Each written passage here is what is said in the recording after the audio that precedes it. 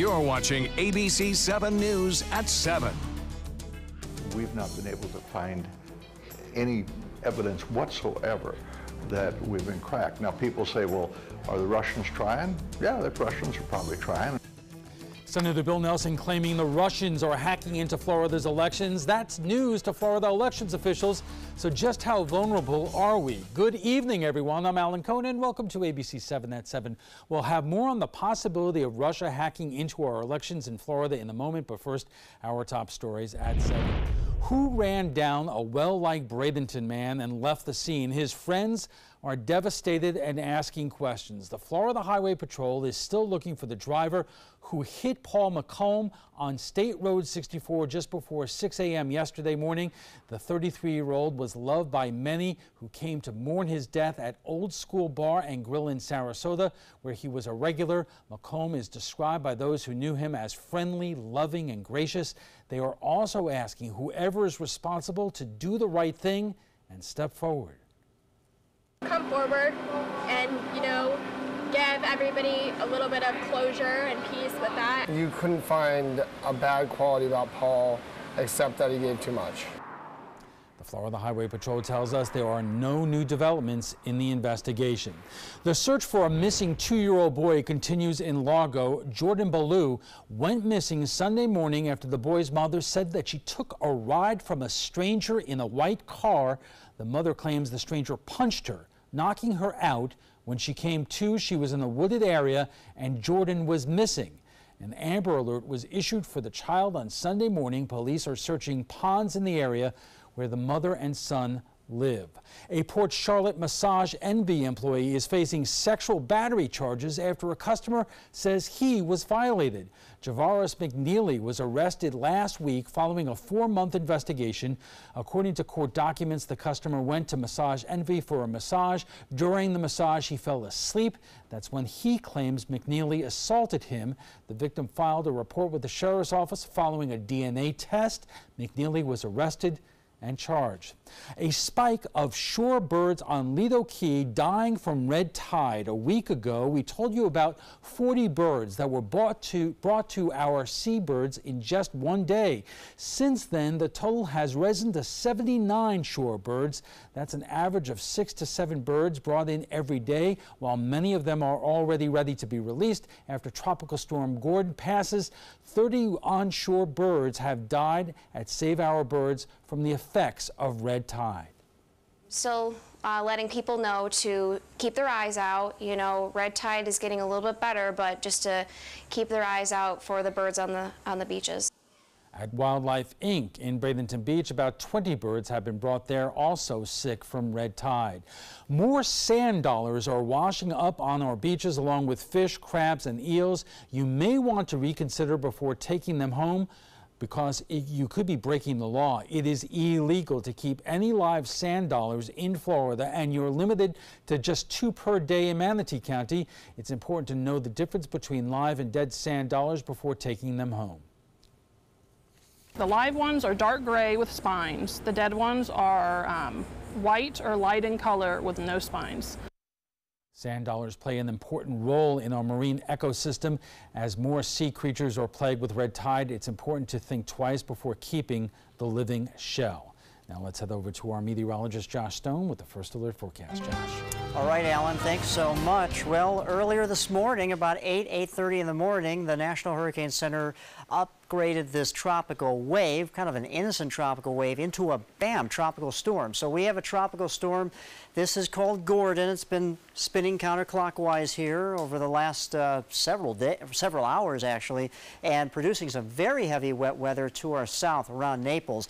For the Sun Coast, for the most part, it's pretty quiet, though we have scattered showers that are light to moderate at most. But looks like through the overnight, most of the heavier showers will start to roll offshore and then pull away once Gordon starts to move away from the state of Florida.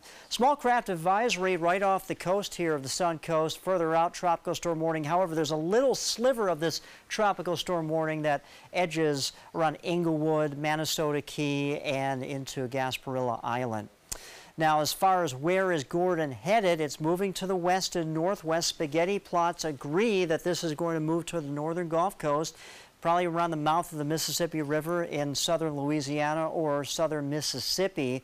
And if this was moving slower, because right now it's moving at 17 miles per hour to the north and northwest, but if it was moving slower, this would probably have more time to gather strength and become a more powerful storm. Still is gaining strength though right now and could potentially become a Category 1 hurricane by the time it makes landfall. But again, if this was moving slower, it potentially would have been a lot worse. But we're keeping an eye on it. Now, as far as our overnight forecast, expect mostly cloudy skies, few on and off showers, maybe a rumble of thunder here or there, but I think that's going to be isolated.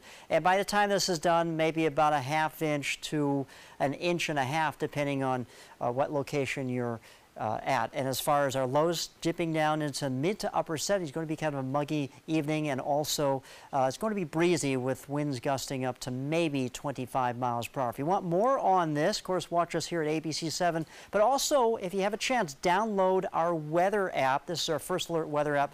We'll keep you posted with the latest on Tropical Storm Gordon and any other tropical systems out there along with your forecast. Back to you, Ellen. Josh, thank you. Have Russian hackers infiltrated Florida's 2018 midterm elections? Incumbent U.S. Senator for Florida Bill Nelson says they are, but has no evidence that we know of from 2016. Still, as ABC7's Adam Cellini joins us to discuss, state elections officials are still taking cybersecurity seriously. Yeah, Alan, that's right. Nearly $20 million in funding have come to Florida from the federal government for election security upgrades since evidence of Russian meddling back in 2016. Florida's midterm election ballots are getting national attention, not just because of candidates like longtime Florida U.S. Senator Bill Nelson, but because of something he said on the campaign trail. Nelson, a member of the Senate Intelligence Committee, said Russians are in Florida's current election records. I think that he just misspoke, and I wish we wouldn't make a big political thing out of it. Michael Bennett is the supervisor of elections in Manatee County. Both he and Ron Turner in Sarasota County say there is no evidence of election hacking on the Suncoast this cycle. We've not been able to find any evidence whatsoever that we've been cracked. Now, people say, well, are the Russians trying? Yeah, the Russians are probably trying. They are trying, and there's evidence to prove it, according to a letter Nelson and fellow Florida Senator Marco Rubio sent to Florida's top election official Ken Dentzner. Quoting the Senate committee's summary of findings from the 2016 election, they warned people affiliated with the Russian government accessed voter registration databases 2 years ago. Clearly, they have a motivation and they have a desire to be able to destabilize our electoral process. Jeff Birnbach, a managing director and partner with the Sarasota cybersecurity firm Silent, says access to voter registration can threaten election results without ever touching a ballot. Take, for example, the photoshopped picture of a popular comedian circulated by Russian hackers in 2016, telling people they could vote online. If they send out anonymous email, it would be one thing, but if attackers were to send out a directed email to you saying they recognize that you're affiliated with one party or another, they noted that you last voted in the election of 2016, and now you could vote online, a lot of people would believe that. But does anyone believe Nelson? He says any evidence is classified, and Rubio has declined comment on the subject. Florida Secretary of State Dentzner, who was appointed by Nelson's Republican opponent Rick Scott, called the claims unsubstantiated after pursuing answers from Homeland Security and the FBI, who stated, "We have not seen new or ongoing compromises of state or local election infrastructure in Florida," threatening Nelson's credibility and possibly his re-election this fall. I think it would be naive to think that he isn't in quite a race. I think he's probably in the race of his life in this election. Democrats like Cheryl Wilson hope the early backlash turns to gratitude when we finally learn the truth. Senator Nelson has stressed that he felt that it was his responsibility to let them know. And would we even know if we had been hacked? Despite extensive cybersecurity upgrades thanks to $19 million in federal funding, experts say there will always be vulnerabilities. It would be conceivable that someone could get legitimate credentials from a legitimate user and access data rolls, and that would go undetected. And while Bennett is working hard to secure your votes this fall, he holds no hard feelings for Nelson. I guess I have no problem with the fact that they got it to our attention. They moved it to that higher level. And so consequently, put every supervisor in the state on guard to be watching what we're doing. The U.S. Department of Homeland Security has been offering free intrusion detection systems for localities across the country. It's kind of like a security camera for your online platforms, and they say in the past several months, nobody has installed more than the state of Florida. Adam, thank you. In a moment, Sarasota and Manatee's election supervisors, the Manatee and the president of the area's leading cybersecurity firm at the trapezoid.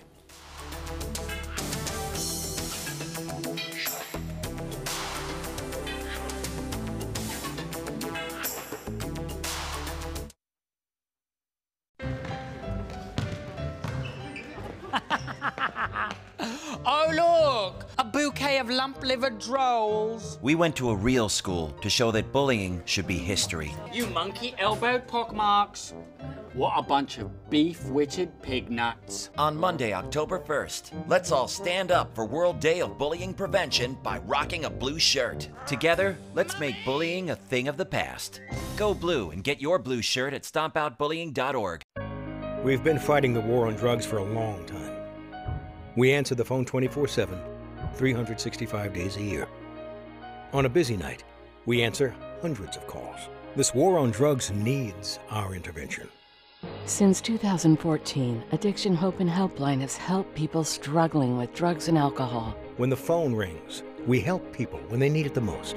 When we get a caller into treatment, it feels right. It feels good. It's a blessing. If you're struggling, drinking, using, and need to get clean, don't suffer alone in silence. Call Addiction Hope and Helpline. Our people understand, and many are also in recovery. Call for support and strength. You can call for someone who can't or isn't willing. It's an act of love. Together we can help you beat this thing and erase addiction from your vocabulary once and for all. Call 800-871-1644. 800-871-1644. Attention! Do you have Medicare? Do you want to make sure you have the most benefits and lowest possible out-of-pocket costs? You may be able to lower your out-of-pocket costs and get dental, vision, and prescription drug coverage included in your plan. Call the Medicare Coverage Helpline now to find out what you deserve. Hi, I'm Dr. Jason Buchwald. Over 3 million people have called the Medicare Coverage Helpline, but there are still many people who don't check to see if they're eligible for more benefits and lower out-of-pocket costs. It's so easy. One simple free call could save you money and get you more benefits. Be smart. Call the Medicare Coverage Helpline now. Call now to see if you may be eligible to lower your copays and get extra benefits, including dental and prescription coverage. Don't delay. Call to see if you're able to save money and get more benefits now. Call 1-800-711-7200. Again, call 1-800-711-7200 now.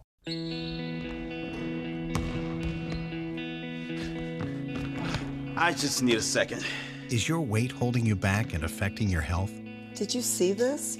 Your cousin had a heart attack. Really? Excess weight or obesity can be serious, but you can do something about it. Visit yourweightmatters.org. Download the free toolkit to prepare you to speak with a healthcare provider.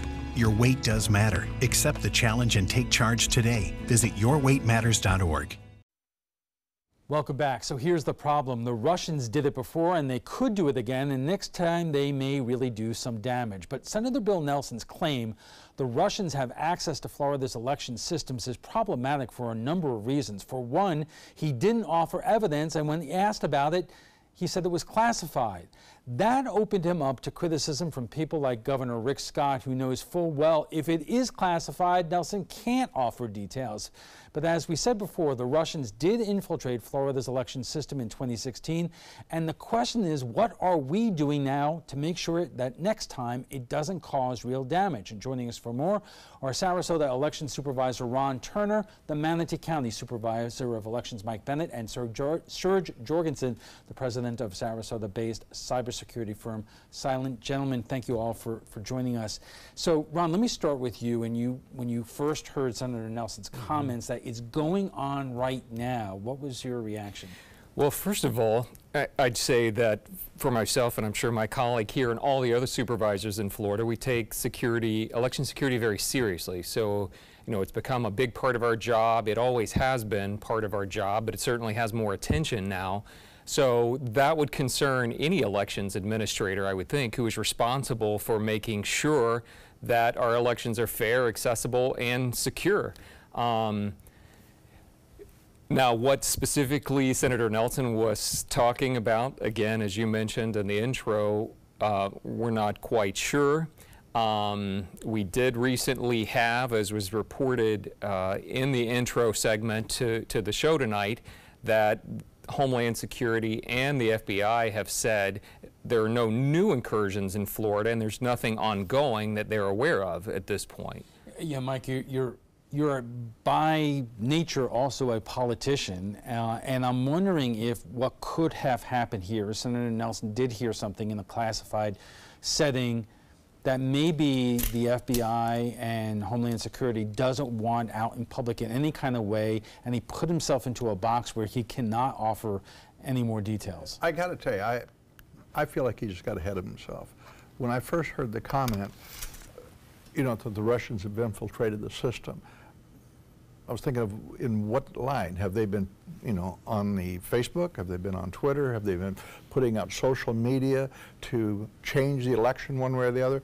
But as far as getting into actually physically cracking the system, and I'm sure Serge will go into more of the detail how difficult that is.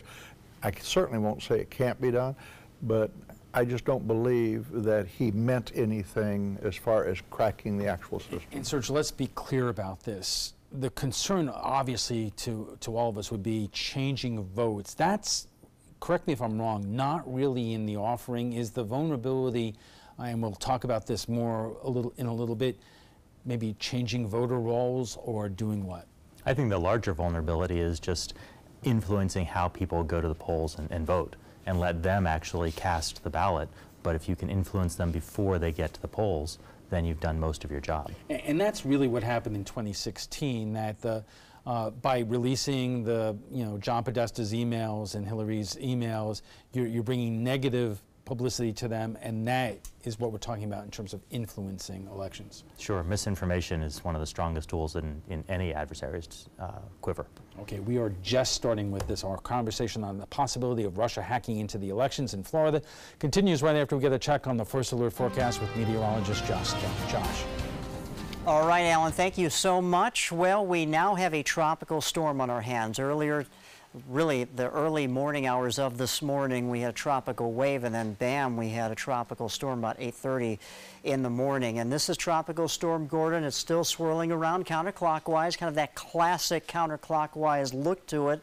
And boy, you can see the very heavy wet weather taking place in southern Florida earlier today. And now we still have some heavy wet weather around Naples, up towards Fort Myers. But notice this is starting to pull westward as the storm continues to move to the west and northwest. The eye, or the center of circulation, not as organized as it was earlier. However, the National Hurricane Center has noticed some strengthening with this. This is going to be kind of a slow strengthening system because it is moving at a pretty good clip, about 17 miles per hour to the west and northwest. Right now, the heaviest wet weather to the south of our viewing area, around Fort Myers towards Naples. If you're driving tonight down I-75 going southbound, you may run into a wall of water here. Now, looking at Charlotte County, a few scattered showers that are on the steady side, maybe some pockets of moderate shower activity, but still the heaviest stuff really in Lee County as you move southward. Where is Gordon going? Well, continues to move to the west and northwest, and all these models agree that this is where it's going to be headed, to the northern Gulf Coast, and maybe making landfall around the mouth of the Mississippi River in southern Louisiana. Now, as far as the movement we talked about, moving west-northwest at 17 miles per hour, sustained winds at 50 miles per hour, should make landfall late tomorrow night into early Wednesday morning, and it is possible it could develop into a Category 1 hurricane right before landfall. If Gordon was moving any slower than it is now, No doubt, over these warm waters in the Gulf of Mexico, this thing would probably grow to a substantial storm. But that's not the case. It is moving fairly quickly and doesn't have that much time to gain a lot of strength, which is good news. The edge of the tropical storm force winds off the coast of Sanibel and Captiva Island, and that threat will move away as this continues to move to the northwest and away from the state of Florida. You can see on the futurecast the heaviest showers. Well, we could get spots of heavier showers along the sun coast, along the coastal line, but as Gordon continues to move to the north and west, the heavier showers will pull with it and away from the state of Florida. As far as the amounts go, anywhere from a ½ inch to maybe 1.5 inches to potentially 2 inches in some spotty locations, maybe around Venice, close to Inglewood in some locations. Those will be localized though. But nothing like what they're experiencing down south. Those totals could be anywhere from 6 inches, maybe some isolated areas more than that. As far as our winds go, sustained winds right now in Siesta Key at 23 miles per hour. These are sustained winds. Higher wind gusts are possible. Other activity in the tropics right now, we have Tropical Storm Florence and another tropical wave that just came off the coast of Africa. This is a little concerning, though, with Tropical Storm Florence. Okay, it's way out here in the middle of the Atlantic, okay? Sustained winds of 70 miles per hour. This particular model takes Florence kind of to the northwest and away from any sort of landfall. But another model I just looked at, the European model, shows an area of high pressure in the northern Atlantic, pushes Florence further down, and that means Florence could actually track to this area here in the Atlantic, in the western Atlantic, potentially threatening Florida. So we're going to have to watch that pretty closely. That will only happen maybe in the next week, but still could be some trouble. 75 is our current temperature right now.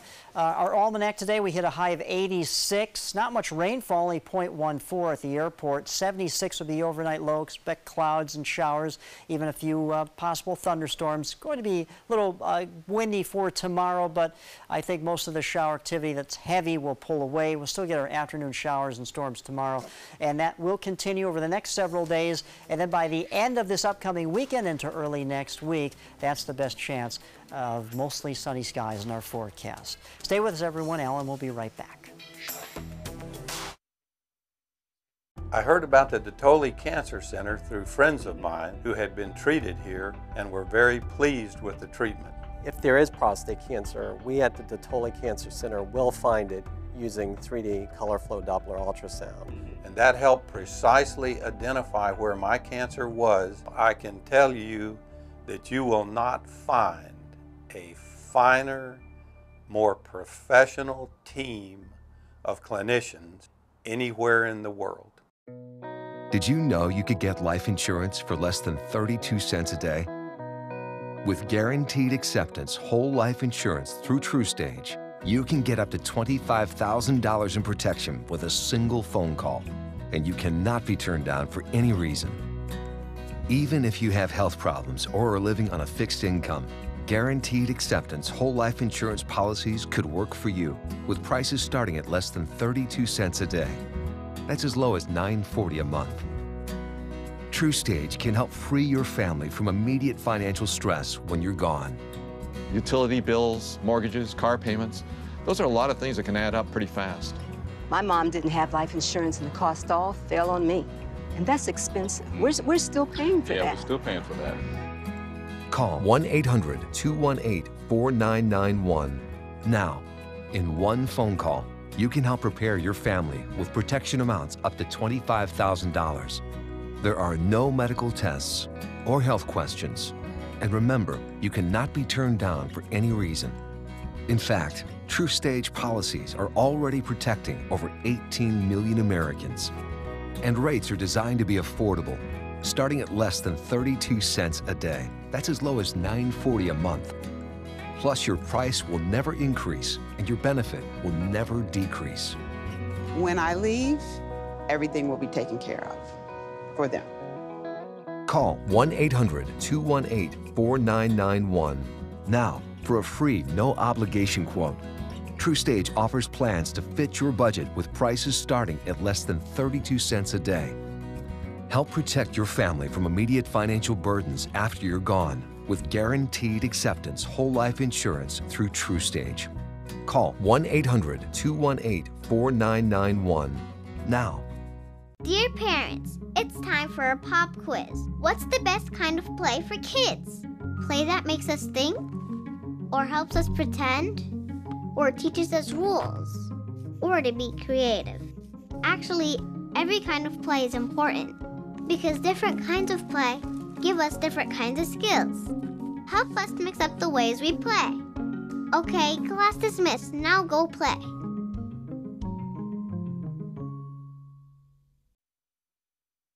Welcome back. What is being done to make sure our election systems in Florida are secure? Joining us for more are Sarasota Election Supervisor Ron Turner, the Manatee County Supervisor of Elections Mike Bennett, and Serge Jorgensen, the president of Sarasota-based cybersecurity firm Silent. So let's do a primer for everyone, and first describe what systems are linked and what systems are not. The voting booth or the voting machines, Ron, are not linked together or available somehow through the cyber world, correct? Right. So the voting system that we have, and Mike's is same system, is a closed network system. So you vote on a paper ballot, right? So we always have the paper to go back to where the voter cast their vote originally. When you go to place that paper ballot into the tabulator, into the ballot box at that precinct or that early voting site, that machine is actually tabulating those votes there. So at the end of the night or at the end of the period when voting closes, it will tell you how many voted for candidate A on that device, how many voted for candidate B on that device. And at the end of the election, what we're doing is combining those totals from those machines to come up with the countywide results that we report for the county to determine our winners in Sarasota County, and what we report to the state of Florida for our state results. So yes, they're independent of each other, those machines. Well, let's stay on that for a second, Mike, because let's say you take a congressional race. Let's say the 16th congressional district, which is here. You're dealing with 3 different counties, Sarasota, Manatee, and Hillsborough. And I would imagine it's the state site, which is the final place where the votes go. At that point, can't somebody get into that system and change numbers? I think it'd be very, very difficult. I don't know anything about their system. I think Serge could probably go into a lot more detail on the technical side of that. But when we send it up, they come back to us to verify the numbers that we sent to them. And so before they're posted, so oftentimes on election night, people say, well, you just announced the results, why aren't they official? The results are not official until Tallahassee agrees with us, we agree with our machines, everybody agrees, okay? So we've got double or triple checks on this, and we want to make sure that the numbers are reported before they're official are the real numbers. So, Serge, let's take it from the state level, and Mike described the checks there, but are we absolutely positively sure that the state system cannot be hacked? I think you can never be positively sure that something can't be hacked. You'd be positively sure that it could be hacked. But as you say, the checks and balances that are there are the important pieces, and confirming that what you expect is what you actually have.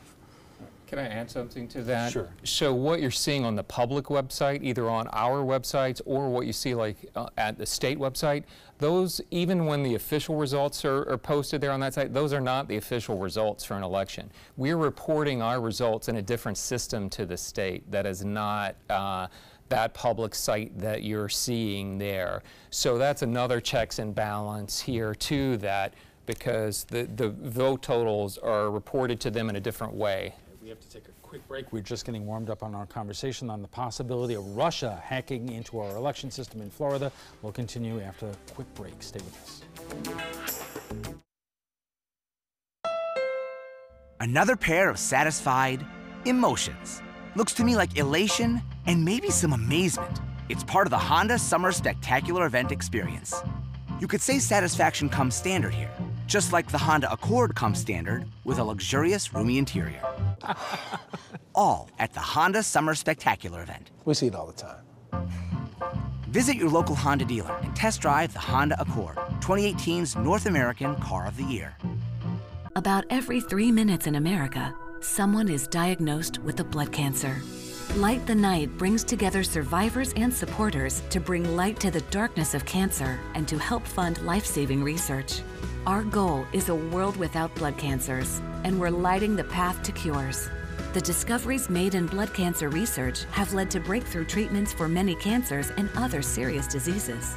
Help defeat the darkness of cancer. Join Light the Night today.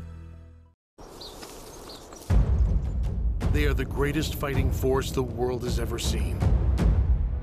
But what does it take to bridge the distance and keep them connected to family, home, and country? What does it take to strengthen our service members so they can be the greatest force for good in the world? It takes a force. Be a force behind the forces. Give today at force.uso.org. Attention, do you have Medicare? Do you want to make sure you have the most benefits and lowest possible out-of-pocket costs? You may be able to lower your out-of-pocket costs and get dental, vision, and prescription drug coverage included in your plan. Call the Medicare Coverage Helpline now to find out what you deserve. Hi, I'm Dr. Jason Buchwald. Over 3 million people have called the Medicare Coverage Helpline, but there are still many people who don't check to see if they're eligible for more benefits and lower out-of-pocket costs. It's so easy. One simple free call could save you money and get you more benefits. Be smart. Call the Medicare Coverage Helpline now. Call now to see if you may be eligible to lower your copays and get extra benefits, including dental and prescription coverage. Don't delay. Call to see if you're able to save money and get more benefits now. Call 1-800-711-7200. Again, call 1-800-711-7200 now. Me, pick me. Oh, come on, man.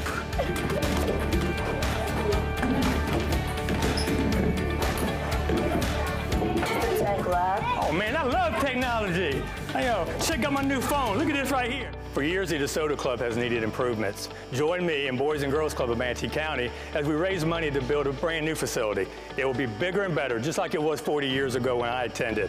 Invest in kids. Build great futures. Introducing the ABC7 First Alert Weather Tracker. This all-new mobile weather lab is just one more way. The team you trust is keeping you ahead of the storms. The ABC7 First Alert Weather Tracker, sponsored by Mr. Sparky, America's on-time electrician.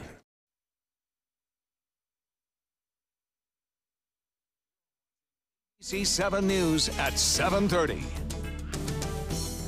Welcome back. What is being done to make sure our election systems in Florida are secure after Bill Nelson's comments earlier this month? Joining us for more are Sarasota Election Supervisor Ron Turner, the Manatee County Supervisor of Election Mike Bennett, and Serge Jorgensen, the president of Sarasota-based cybersecurity firm Silent. So here we talked about the voting machines. Let's talk about the voting rolls here. And Ron, if you remember during the 2016 campaign, what we were told was the Russians tried to send phishing emails into different counties. Could the goal there, if there is any goal, to mess around with the voter rolls and therefore either drop Republicans or drop Democrats or whatever? Well, I guess that's one of the hypotheticals there that could happen, because we're speculating at this point. Certainly, I think that, and as we've talked about a little bit, as far as kind of destabilizing things, you know, that kind of nature.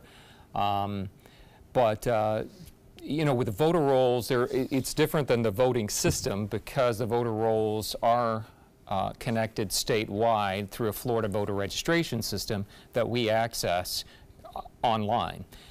So that is a different, definitely a different kind of category than the voting system. But what their goal was as far as phishing emails, well, A, Sarasota County, and as far as I know, Manatee County didn't receive any phishing emails, so let's put that out there to begin with.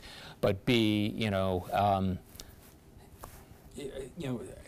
and Serge, let me ask you this question, because other states have had other problems in terms of what happened in 2016. I mean, if we weren't that impacted in Florida. Were there states that really did have much more of a problem? There are certainly states that we worked with that had a very targeted issue from a number of attackers going after information held by the elections organizers. But it really was more from an information collection standpoint, not from an alteration of an election result. They're collecting data, they're looking for information that they can use to manipulate the people more than actually the machines. Well, I mean, are you talking about the influence campaign, negative news stories and so forth, or are you talking about something else? Negative news stories, targeted advertising, hacking into people's emails and releasing the contents of those emails, even this type of thing where you're talking about investigations that might be going on, all are targeting one of our greatest strengths of democracy and voting, and causing that to be questioned and causing people to wonder if it's worth it and is the system working.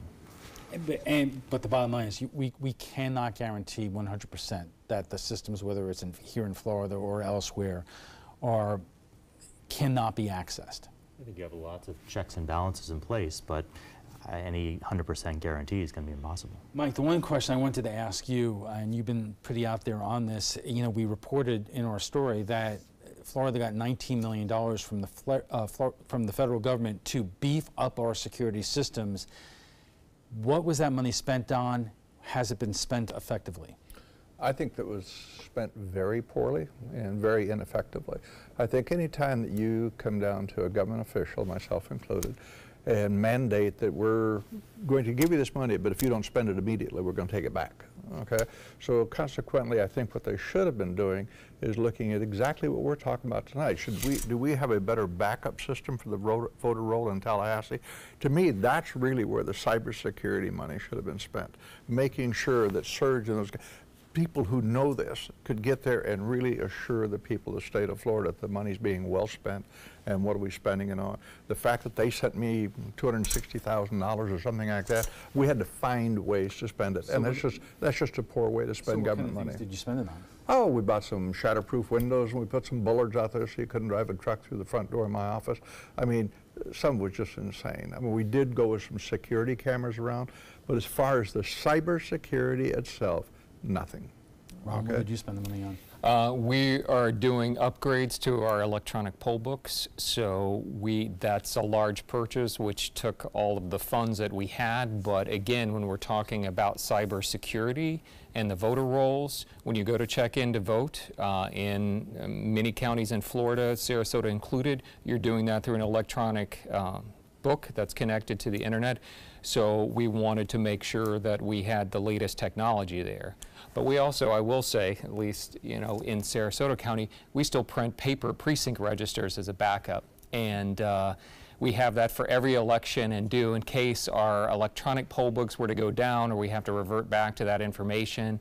And of course, we have provisional ballots also, we were talking earlier, which help us, again, because you know, we want to make sure that although something may not be foolproof as far as online voter registration data, that we have systems in place. So Serge, if the federal government gave Florida $19 million, why wasn't there any kind of coherent strategy on the state level or the federal level about exactly how to spend the money? Information sharing tends to be one of the most difficult hurdles to overcome for us. You know, if the state goes to ask the counties or the federal government comes to ask the states and says, what do you need? That's a very, very long turnaround time, and those requests to trickle down to the county levels, and each county may give different answers. But wouldn't a state, whether it's Florida or another state, hire a company maybe like yours to say, okay, give us a strategy in terms of, you know, pretty quickly in terms of what should we be watching for, looking for, and spending money on? Some states are setting up their information sharing centers to allow the counties to communicate better amongst themselves and to raise their overall cybersecurity posture and maturity levels from the counties. But even in those states, it's very, very difficult because they have some very rich counties and very poor counties. And those differences in cybersecurity preparedness leave some gaps for attackers to move through. And speaking of, I mean, there were some counties in the state of Florida absolutely needed that money. I mean, they really, truly did. Manatee wasn't one of them, okay? We were going to upgrade our poll books anyhow. We were already doing that. We had it in our budget. I would have rather have seen them take the money, give it to Surge, say, come up here, tell us what we can possibly do to make us better. Should we have another whole voter roll system off-site somewhere, maybe out of Tallahassee? Let's have it down in Miami. Let's have it in Sarasota. Let's have a backup systems. I think we just could have done a better job at that, because when people lose confidence in our voting system, they're going to lose confidence in our country. Absolutely. We have to take another quick break, and we'll be back for final thoughts in a moment. Stay with us. Hi, I'm Chef Bob. Watch Aprons in the Kitchen every Wednesday morning on ABC7, where we'll be serving up the most awesome dishes. Then stop by your neighborhood Publix, pick up the recipe card and all the ingredients. Did you know you could get life insurance for less than 32 cents a day? With guaranteed acceptance whole life insurance through TruStage, you can get up to $25,000 in protection with a single phone call. TruStage can help free your family from immediate financial stress when you're gone. Utility bills, mortgages, car payments, those are a lot of things that can add up pretty fast. And even if you're on a fixed income, prices fit your budget, starting at less than 32 cents a day. Plus, your price will never increase and your benefit will never decrease. And with no medical tests or health questions, you cannot be turned down for any reason. Call 1-800-842-7189.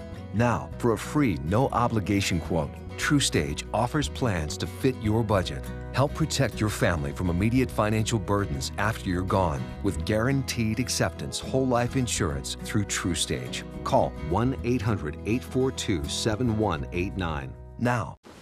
What to expect when you're expecting a teenager. Today we're talking about how to wake up your teen, and this works literally every time.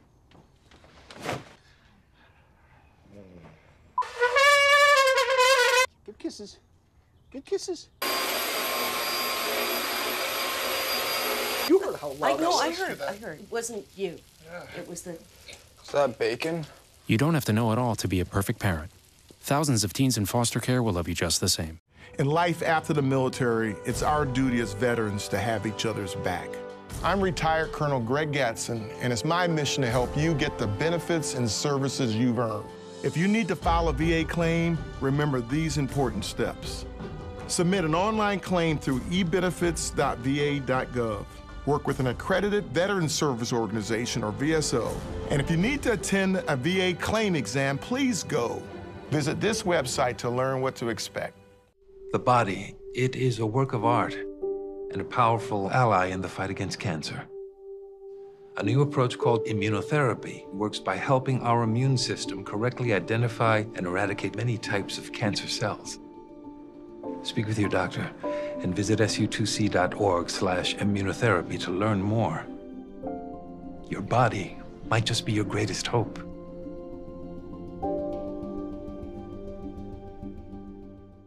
Army National Guard soldiers serve to give back to their country and their community. Their part-time commitment qualifies them for benefits such as health and life insurance, education benefits, and retirement and VA home loan benefits. Visit NationalGuard.com to learn more. And our guests join us right now for final thoughts. And Ron, we were just saying during our commercial break, there's a lot of back and forth in terms of whether Bill Nelson blew it or not, right, or got ahead of himself. But in the end, both of you guys are saying that in some way he did us a service by raising the issue to the top and making sure everybody was on their toes. Certainly, it's an important issue. It should be something that, I know Mike and I are both concerned about. It should be, every election administrator in the country, especially every supervisor here in Florida, in the state of Florida. It certainly helped to raise awareness. We got a lot of attention, I will tell you, from voters, the public that emailed, called, to check with me to say, what are you doing about election security in Sarasota County? Should we be concerned about this? So he certainly raised awareness, and it's not something that we take lightly. It's obviously an important topic, something where we can't let our guard down, and we've got to keep working at it, because things change in technology, things change in society, and it's something that we have to keep working at as supervisors of elections here, because we can't lose faith in our system. Mike, is there one piece of equipment or software or security that you at this stage don't have that you wish you did? I wouldn't be the one to define that, because right now I'm pretty darn happy with what we've got. Serge might have some ideas, because we're working around the country and seeing what other people have got. But from a Florida's viewpoint, we've been treated well. The Manatee County's been outstanding with our budgets and working with us. So no, I think we're in pretty good shape. So I'll ask you, Serge, on the statewide level at least, what is the one thing that you think that we should be doing as a state or different counties that we're not doing yet? I think information sharing tends to be one of the highest priorities, and something that be most functional is that if one county is seeing something, the ability to share that information with other counties and develop a cohesive response to that is one of our strongest strengths. Unfortunately, this same argument on politicizing the attacks like this tears that apart, because suddenly no one wants to talk to each other and everyone's trying to do their own thing. So a better way to share information and a better way to get the state working together, whether it's to develop a common cybersecurity maturity curve or a threshold that everyone's working towards, and getting some tools in place, whatever they may be. They're going to be different for different counties, but something to advance the cause. The information sharing is actually pretty good in the state of Florida, because the supervisors of elections have an organization made up of all 67, and we are constantly on the email warning each other of things that we saw. This is something that happened. All right, we have to leave it there, gentlemen. Thank you very much. Before we go, we want to share with you what some of our viewers had to say about Friday's show on the race for governor here in Florida. It didn't take long for the two candidates to start attacking each other. Republican Ron DeSantis saying, quote, "The last thing we need to do is monkey this up by trying to embrace a socialist agenda." Democrat Andrew Gillum saying DeSantis is going to divide the state of Florida like President Trump is doing to the country. So we went to Facebook for your thoughts. Paul says, "I don't believe DeSantis's monkey this up comment was intentionally a racial slur, but it does show he doesn't think before he opens his mouth." Lisa says, "Instead of basing your opinion on commercials and Facebook, try something new. People, sit down and do some real research, not just Google whatever pops up first. Try doing real research and don't blame the news for your lack of follow-through." And Joe says, "It didn't offend anyone. The left just ran with it out of desperation, and it won't change votes on either side. We will like Ron, and the Dems still like the socialists." Hey, Joe, can you even define what the socialist is? Just saying. If you'd like to join the conversation on tonight's topic, just visit our Facebook page at facebook.com/mysuncoast.com.abc7. We want to thank our guests for being here tonight: Sarasota Election Supervisor Ron Turner, the Manatee County Supervisor of Elections Mike Bennett, and Serge Jorgensen, the president of Sarasota-based cybersecurity firm Silent. When we return, it was a quiet day in Washington, but that isn't expected to carry over, as the confirmation hearing for Judge Kavanaugh is set to begin tomorrow. So what can we expect? Right now, let's get a final check on our first alert forecast with meteorologist Josh Stone. All right, thanks so much, Alan. Well, we have Tropical Storm Gordon. We've been talking about this for several hours now. It just became a tropical storm about 8:30 this morning. And you can see that classic counterclockwise swirl to it. The eye, or the center of circulation, is not as well defined as it was earlier, but it is slowly starting to gain strength. You can see its center of circulation right about here. It is continuing to pull to the west and northwest and away from the west coast of Florida, but still producing some very heavy rain around Lee County. You're heading down I-75. You're going to run into a wall of water, especially around the Fort Myers area. You can see some extremely heavy rainfall, maybe around 5 inches or so of rain by the time this starts to wrap up. As far as Charlotte County, well, around Punta Gorda and South Punta Gorda Heights, some moderate to even heavy rain taking place. For much of the area, though, for the Sun Coast, looks like a steady light rain, if it's even raining at all, especially in Sarasota County. It looks like we're kind of spared with a heavy rain right now. As far as the spaghetti plots, well, they show that Gordon will continue to move to the north and northwest and making landfall somewhere around the southern Mississippi coast or southern Louisiana coast. It's moving to the west-northwest at 17 miles per hour with sustained winds at 50 miles per hour, and it could eventually become a Category 1 hurricane just before it makes landfall. I'll tell you, if this was moving a lot slower, it probably would become a hurricane a lot sooner, and maybe even a stronger hurricane, potentially a Category 2, possibly a low-end Category 3, because the Gulf waters are so warm. But this is moving fairly quickly, so this is good news. Even though it will become potentially a Category 1 hurricane by landfall, it could have been a lot worse. I say that in a past tense term, but it looks like all indications of this is going to move this thing out of the way pretty quickly. As far as our futurecast goes, you can see that the heaviest rain will start to wrap up along the coastline by later on tonight and early tomorrow morning as Gordon continues to move away from the state of Florida. But rain totals may be up to 2 inches in some locations, maybe to the north of Venice, areas around Inglewood and Wauchula could see a good dousing of rainfall. These are kind of isolated of the heavier storms. Most of us a ½ inch to maybe 1.5 inches, and that's about it. Winds, though, a big story, sustained close to 20 miles per hour with some higher wind gusts. Earlier today, we had a wind gust report at the Sarasota Bradenton International Airport of around 45 miles per hour. Now, some other activity in the tropics. We have tropical wave that just moved off the coast of Africa earlier today, and also this storm, it's a tropical storm called Florence, and, well, that has sustained winds of 70 miles per hour, and some models actually take that close to the coast of the east coast of Florida and maybe around the coast of Georgia. We're going to have to watch that very closely, but that's still several days away, maybe a week out. Anything can happen. 75 degrees, our current temperature right now, some light showers. We hit a high of 86. That's under the average of 90. Not much rainfall to report today, only 0.14 inches, but we could still get some more in the overnight. 76 with the overnight low. Tomorrow, mostly cloudy skies, 89, scattered showers and storms, but the wind slowly will start to subside as Gordon pulls away from us. You can see this next several days, few showers and storms in forecast. By the beginning of next week, that's the best chance for mostly sunny skies in our 7-day forecast. Stay with us, everyone. Alan will be right back. Attention, do you have Medicare? Do you want to make sure you have the most benefits and lowest possible out-of-pocket costs? You may be able to lower your out-of-pocket costs and get dental, vision, and prescription drug coverage included in your plan. Call the Medicare Coverage Helpline now to find out what you deserve. Hi, I'm Dr. Jason Buchwald. Over 3 million people have called the Medicare Coverage Helpline, but there are still many people who don't check to see if they're eligible for more benefits and lower out-of-pocket costs.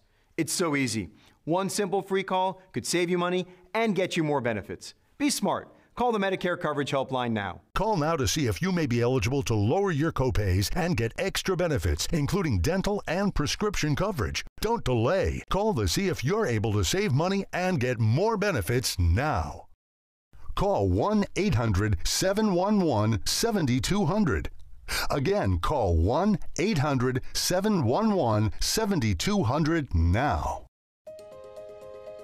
To be able to just get my son here and not think about how we will pay for it, it just takes so much weight off of my family.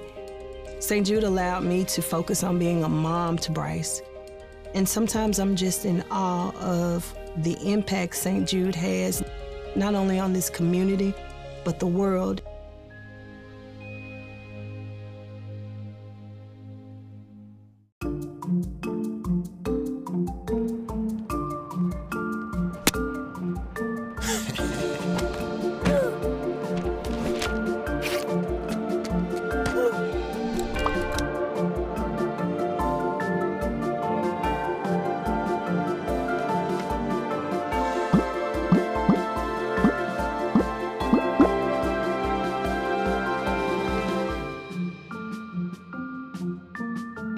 Every day, we take steps to keep the people we love safe, but some health risks are easy to miss.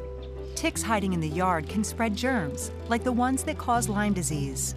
Mice searching for food can spread bacteria that makes us sick. Mosquitoes lay eggs in standing water and can spread West Nile virus and more. Cockroaches are drawn to water in the home, leaving behind allergens that can trigger asthma attacks. Common pests can threaten our health. Learn how to protect your family at pestworld.org. The thought of my sons growing up without me inspired me to quit smoking. I talked to my doctors, and then I threw away all my cigarettes, ashtrays, and lighters. I started exercising instead of smoking. Letting my friends online know I was quitting kept me on track. Staying away from alcohol when I was first quitting was key. I kept on trying, learned something each time. Do whatever it takes. No matter how many times it takes. We did it. You can too. For free help, visit cdc.gov/tips. Checking primetime headlines, it was a solemn weekend in Washington. Focus on the final goodbyes to the late Senator John McCain. But come tomorrow, lawmakers will head back to work for what is expected to be a busy and contentious week on the Hill. CNN's Omar Jimenez gives us a look at what to expect as lawmakers go back to work tomorrow. There will be no time for Labor Day relaxation to carry over into Tuesday this week in Washington. Tuesday begins the confirmation hearings for Judge Brett Kavanaugh, expected to last days in front of the Senate Judiciary Committee, with implications for both parties. We need that opportunity to ask the questions. And if we just walked out, it would simply be one side asking the questions. So I don't think that's the way you examine a nominee and get the facts out. With a successful confirmation, Kavanaugh would give conservatives a firm majority on the Supreme Court. If you're looking to a Republican president to pick a qualified conservative, he would be on the top of anyone's list, including not just Donald Trump. And as the confirmation hearings continue, the tech sector hits Capitol Hill Wednesday. There's a lot of emphasis today on politics Twitter, and politics Twitter tends to be pretty divisive. Jack Dorsey, CEO of Twitter, will appear alongside Sheryl Sandberg, COO of Facebook, as they testify before the Senate Intelligence Committee. The topics will include state-sponsored misinformation and bias and harassment on their platforms. Then, that afternoon, Dorsey will testify in front of the House Energy and Commerce Committee, specifically on the issues that include freedom of expression and broad editorial discretion. And in the midst of it all, Congress will only have 11 workdays with both chambers in session to pass a spending bill and avoid a government shutdown. In Washington, I'm Omar Jimenez. And that's all the time we have for this evening. I'm Alan Cohn. Thanks for joining us and have a good night.